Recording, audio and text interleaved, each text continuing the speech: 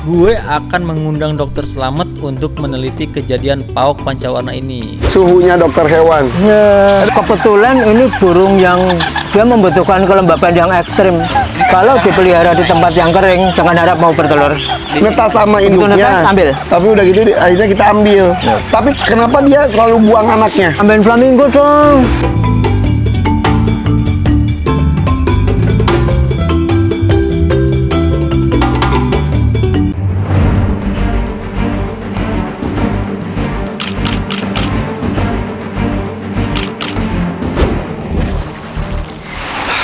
The Hakims Aviary. Guys, gue udah ikutin nih permintaan lo buat tayang perkembangan aviari setiap hari. Nah, sekarang lo ikutin permintaan gue. Oke? Gampang, cuma subscribe. Gampang kan? Gratis lagi. Subscribe. Ayo dong, please subscribe.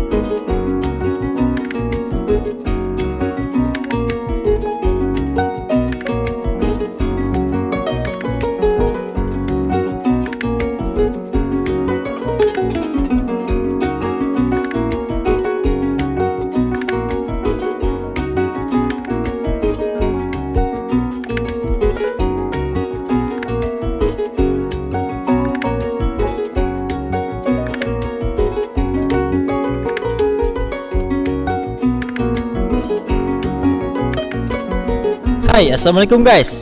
Perkembangan burung pauk pancawarna lagi nih.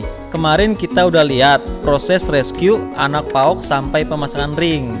Nah, di episode kali ini gue akan membahas tuntas kenapa sih setiap kali pauk pancawarna bertelur dan menetas selalu tidak survive.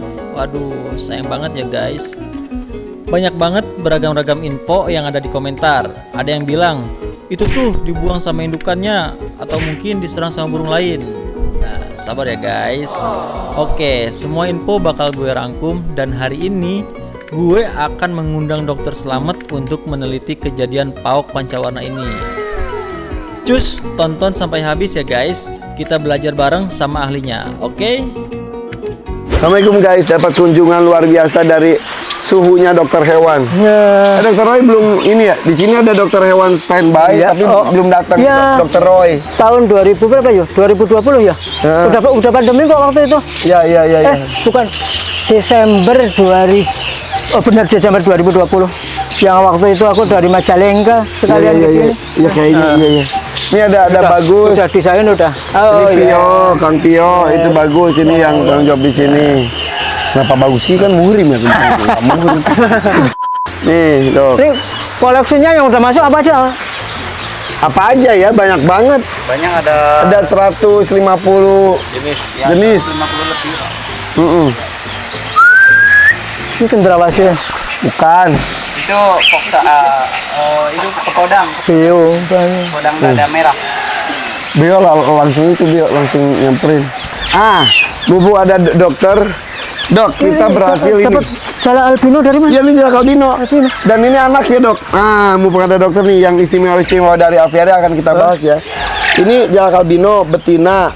Tapi kawinnya sama si Jack normal. Nah, ini ya. anaknya tuh, Dok. 0102. Berarti het albino ya?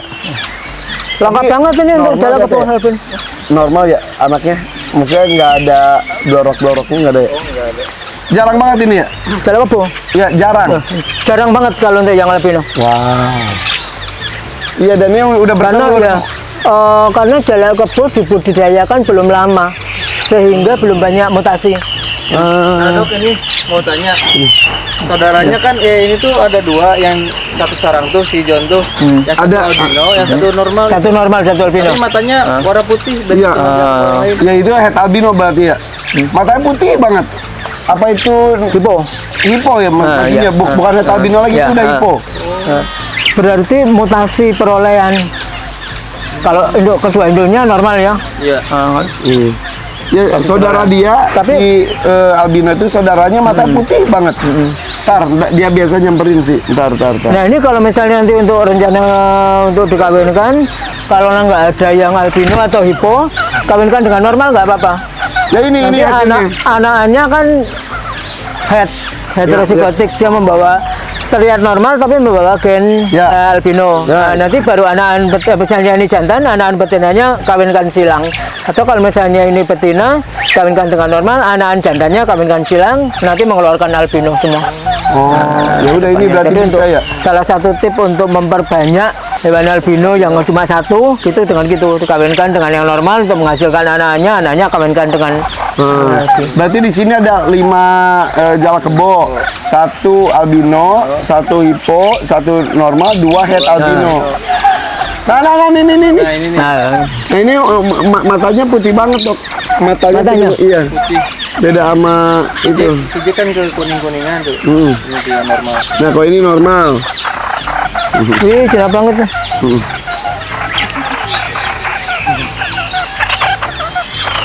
Ini favoritnya buah-buah seperti buah beringin. Buah beringin Ada terus bunut di sini ya. Iya. Bunut, sama pohon salam kan ada di sini. kersen juga kalau itu juga ya. Dia makan biji-bijian utuh. Oh iya. Separaja.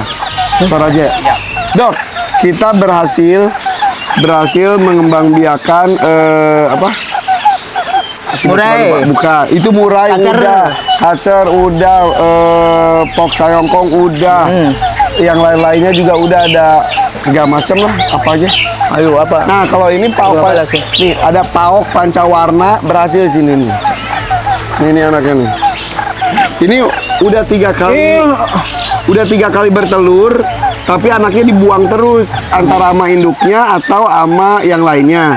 Ini makanya diselamatkan. Ini generasi ketiga. Kita guacana. Hah? Bandit kita atau anu kan? Nggak ngerti. Jenisnya. Pauk ini kan? Pauk pancawarna. Pauk itu kan apa? Nama ya, latinnya kan nama jenisnya pita. Ada pita guacana, pita-pita, terus masih ini yang hitam garis-garis kuning. Ya. Berarti pita guacana. Nah. Iya. Ini berhasil di sini loh dok. Belum pernah ada yang itu juga tuh. Ini umur 40 harian perkiraanku. Ada sekitar belum ya? Kita 40 Iya 40 hari. Iya betul. ya dari menetas. Kok tua sih dok? Kok tahu sih dok? Dokter tua soalnya. Ya karena biasa lihat burung, jadi kira-kira dengan melihat itu bisa memperkirakan perkiraan umurnya karena masih belum tertual. Dan ini jarang ada di penangkaran, jarang ada yang ini ya? Jarang sekali. Kebetulan ini burung yang dia membutuhkan kelembaban yang ekstrim.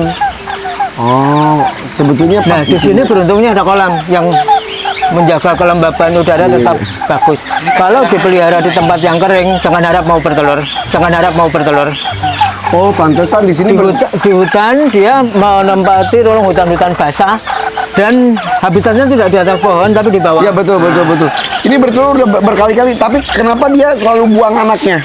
Nah itu. Nah kalau tahu anaknya ini kemarin inkubator. Enggak, ini netas sama induknya. netas, ambil. Tapi udah gitu akhirnya kita ambil. Karena udah 2 kali. Nah, memang kadang begitu. Udah ini keempat ya? Ini keempat. Oh iya ini keempat bertelur terus. Ada satu behavior burung liar itu kalau dia bertelur kemudian anaknya menetas tapi merasa bahwa lingkungannya tidak aman untuk pertumbuhannya, secara naluri mereka akan membuang anaknya. Iya, Karena ditemukan di kolam. Ya. Di dasar kolam udah itu. jadi naluri itu dia mau daripada anakku dimangsa predator akan dibuang seperti itu. Sampai dia menemukan satu lokasi yang benar-benar dianggap aman, baru dia nanti akan mau merawat anak-anak itu sampai bisa terbang. Dan itu dibuangnya itu selalu di usia yang sama. Ya, jadi Iya. itu satu behavior liar yang banyak terjadi bukan hanya pada burung, pada hewan-hewan lain seperti mamalia juga ada. Makanya kadang ada mamalia yang sebetulnya bukan pemakan daging, tapi tiba-tiba jadi kanibal memakan anaknya. Ada juga bisa gitu. Ada, di alam ada. Kalau misalnya dia merasa terancam, anaknya akan dimakan oleh induknya. Kelinci aja misalnya kalau beranak, anaknya kecil-kecil terganggu, terus anaknya dimakan. Sama induknya. Padahal kan ya, normalnya pemakan rumput. Kenapa bisa seperti itu? Yaitu salah satu tip untuk menghilangkan jejak dari predator kalau di alam. Jadi satu behavior itu turun-temurun. Tapi suatu saat induknya ini dia akan merasa bahwa di sini homey dan tidak ada ancaman. Tapi awal-awal sifat liarnya kan masih kuat. Sehingga misalnya begitu di sini ada burung lain yang lebih besar, jenis-jenis jala termasuk di alam termasuk burung perampok yang kadang dia mencuri telur atau anak burung lain.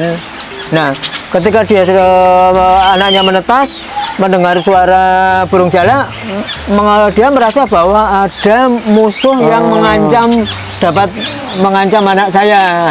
Akhirnya behavior itu muncul. Tapi nanti dalam waktu lama kalau dia semakin beradaptasi dengan kondisi itu, lama-lama akan dia mau merawat anaknya dengan cinta. Cuma perlu kesabaran. Selama masih belum yakin, lebih aman diambil sebelum dibuang. Nah, makanya ini setelah 4 kali 3 sih. Ini yang keempat. Berarti tiga kali kegagalan, akhirnya kita ambil gitu, betul ya? Ya, betul. Oh, alhamdulillah. Dan selalu bertelur 3 ya? 3 buang, Yang pertama 4 buang. Jadi di kolam. Yang sering biasanya pembuangan anak itu umur-umur sekitar 4-5 hari. Iya, betul. Betul, Anda benar. Benar, betul. Ya. Ini Betul, dipanen betul. di usia 5 ya, Bu? Ya, ini kita selamatkan ini pun. Ini sukses lah sip ya. Nanti tumbuh dewasa. Alhamdulillah.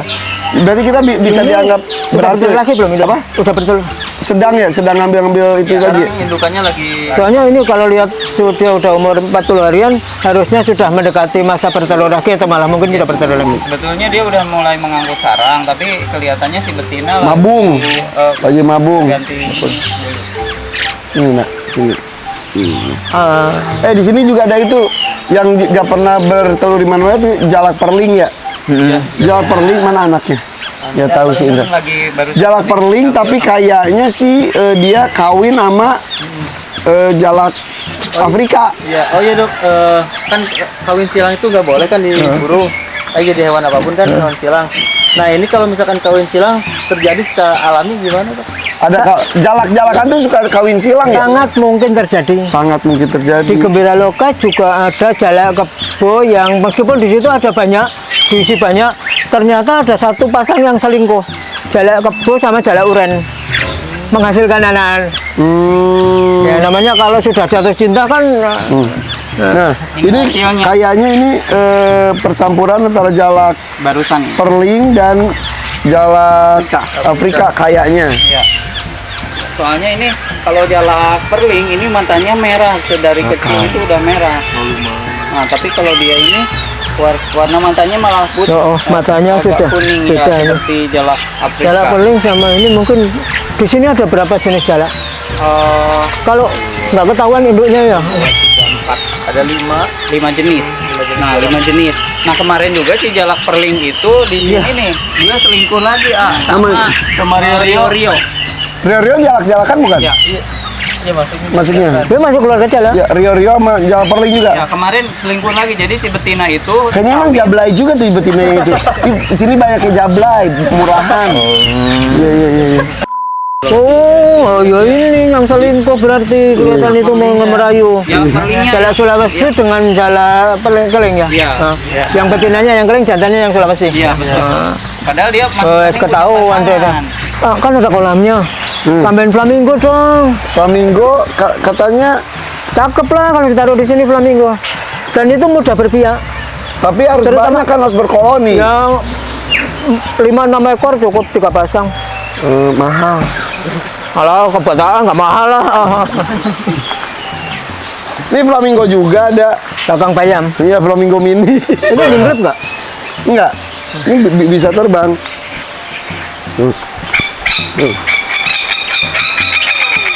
Ya, dokter mau periksa, gue usir.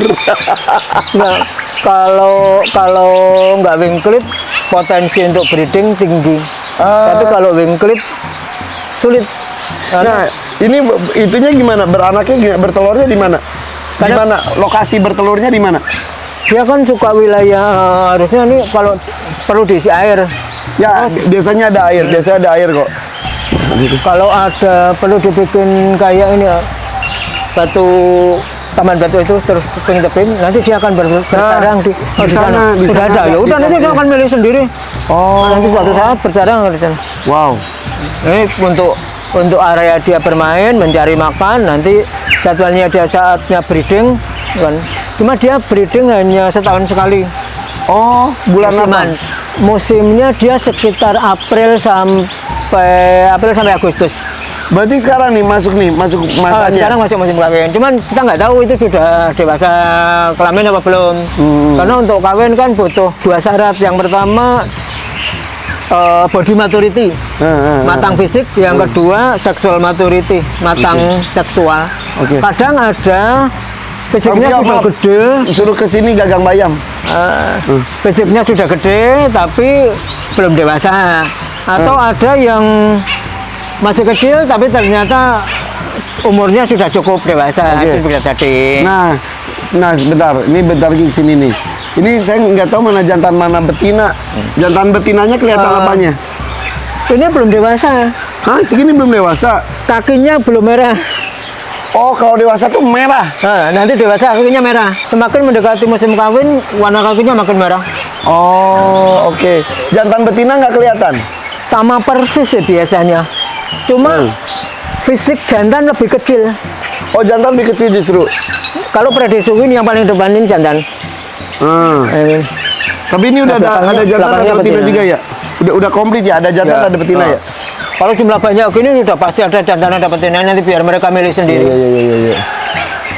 Tapi emang mereka berkoloni ya? Ya, memang mereka tipe koloni. Jadi nanti begitu masuk breeding season, kalau udah dewasa kemarin, satu jantan akan mulai merayu betina yang lain, jantan lain akan langsung mengikuti. Akhirnya pada saat yang bersamaan, mereka akan mendapatkan pasangannya sendiri-sendiri, membangun sarang, bertelur pada waktu yang hampir berbarengan, menetas pada waktu yang hampir berbarengan juga. Iya. Ini juga masuk kelompok bulldog tulang tumbuk yang tadi hijau, masih satu kerabat. Oh Cuma iya, ini iya. Hai, good. bersarangnya membuat lubang di kayu. Oh iya tuh. Ya, jadi nanti kalau perlu disediakan kayu-kayu mati aja, kayu mati posisi vertikal, nanti akan masuki sampai masuk dalam bentuk lubang dan bersarang di situ. Oke. Ini jantan. Jantan. Iya, tadi ada jalak Bali. Jalak Bali itu emang nakal ya? Jalak Bali. Jalak Bali. Iya. Jalak Bali juga bikin, kalau jalak Bali kita bikin pakai nestbox mau dia. Tapi dia suka rusak sarang orang. Hobinya dia itu eksplor. Oh, Sehingga explore. kalau misalnya ada kota, meskipun tidak di burung lain, dia sering kurios untuk masuk ke situ. Akhirnya burung yang lain kabur, nggak jadi bersarang di situ. Tapi dia juga belum tentu bersarang di situ. Jalak Bali modelnya gitu. Sehingga kalau untuk jalak Bali, kalau kita punya misalnya 3 pasang, sarang yang harus disediakan minimal 6. Dua kali lipat jumlah pasangan. Kenapa? Karena dia itu pemilih, akan mau berganti-ganti sampai menemukan menurut dia paling cocok. Jadi kalau ada box itu Kurang gede kalau yang model begitu. kurang Jalak gede. Bali pakai model sarang lovebird yang agak gede itu. Oh, oke. Nestbox untuk lovebird. Oke. Ini pohonnya kalau bisa ditambah pohon kersen. Kersen. Ada ya kersen tapi masih kecil ya? Kan itu hampir semua burung suka, termasuk sepang madu. Separaja, Itu juga dia suka makan burung itu. Burung-burung pemakan bijian lainnya semua udah. Oke guys, itu dia penjelasan secara rinci kenapa anak-anak pauk tidak pernah selamat. Terima kasih atas infonya Dokter Selamat. Kita tunggu lagi perkembangan pauk berikutnya. Oke, bye. Assalamualaikum.